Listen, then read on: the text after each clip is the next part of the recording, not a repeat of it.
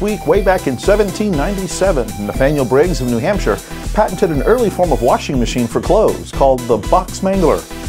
In 1880 this week, the first electric streetlights ever installed by a municipality were turned on in Wabash, Indiana. This week in 1951, Remington Rand delivered the first UNIVAC I computer to the United States Census Bureau.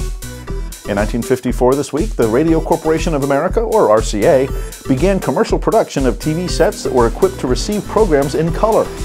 To buy one of these huge sets, consumers spent upwards of $1,000, which would be about $8,500 today. And this week in 1974, NASA's Mariner 10 became the first space probe to fly by Mercury. That's our look back at This Week in Tech History, brought to you by IFA in Berlin. IFA, the Global Innovations Show.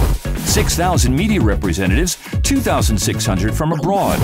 It's IFA time. Meet the official partner of the future in Berlin.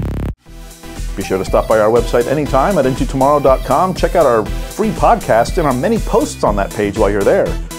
We'll catch you next time on This Week in Tech History.